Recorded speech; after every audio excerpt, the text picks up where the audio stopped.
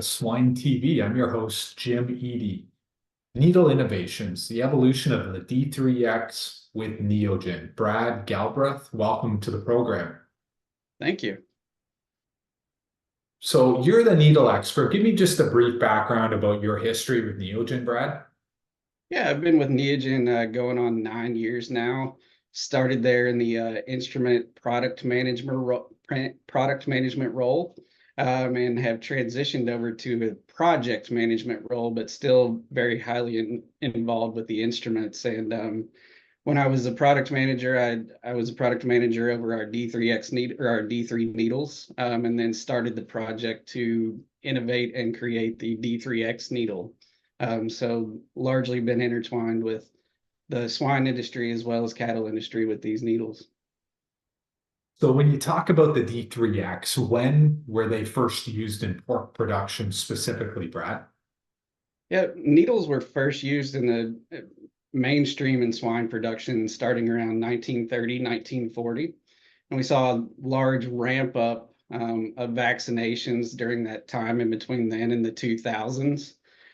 So by the late 90s, we were seeing on average a hog getting about 5 vaccinations, a market hog getting 5 vaccinations in their lifetime. So extrapolated out, that gets pretty large when we talk about the population of hogs in the United States.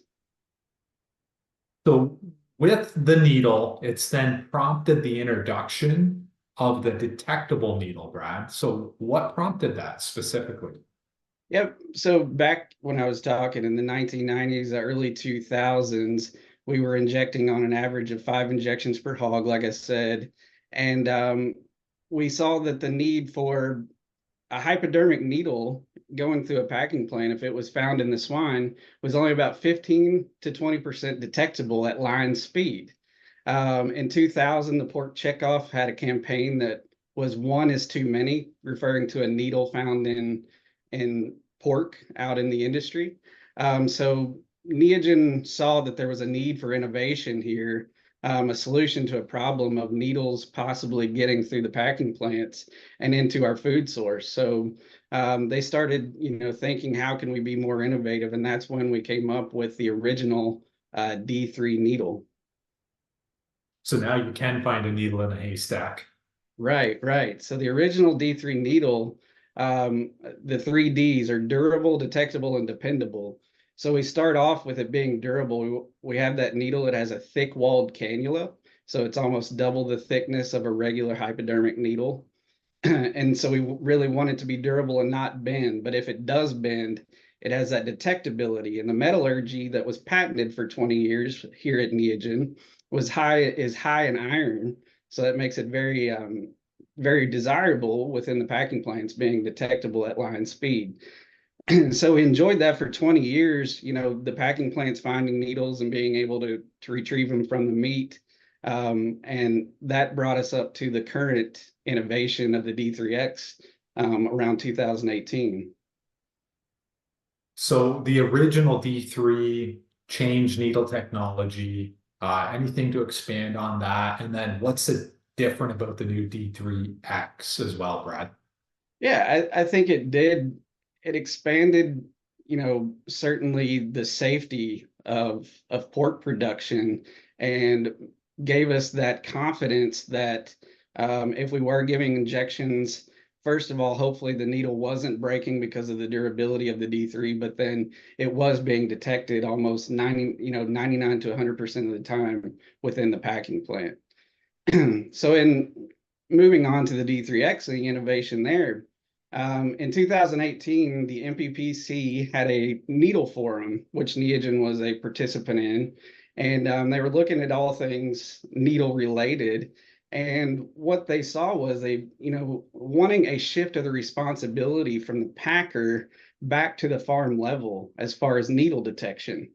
So again, we put on our innovation hats. We worked with industry partners and went through a series of innovations and came up with the D3X needle.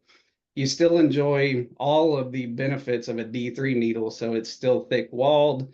It has the detectability, metallurgy, but we've also added what we call the extraction collar. So we've extended the length of the cannula by a small amount, and we've added this extraction collar because we know that the needle about 95% of the time is going to break at the hub cannula junction.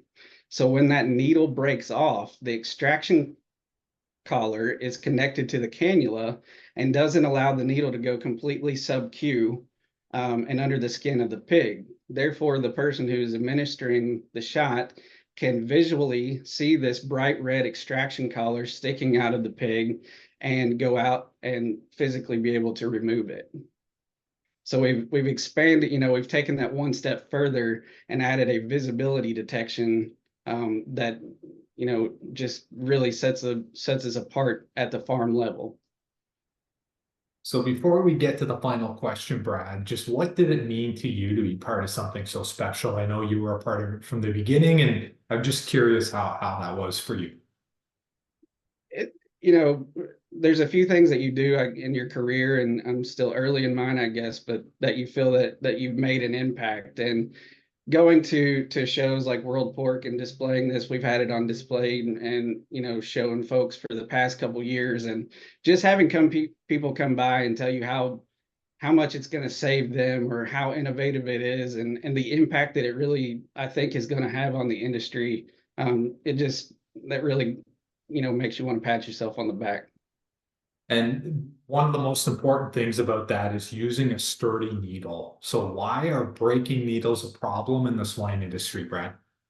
Yeah, so mainly because the way we vaccinate swine is in a group setting. So if you're going at a pretty fast pace vaccinating a pen of 20 to 25 pigs, and then your needle breaks and you're not positive which one that the needle broke off, there are protocols in place for these type of situations, but sometimes it calls for discarding of the whole pen because we can't tell what animal the actual needle is in. At the very least, we have to tag out that animal and go through a different process, probably as far as slaughtering for that pig.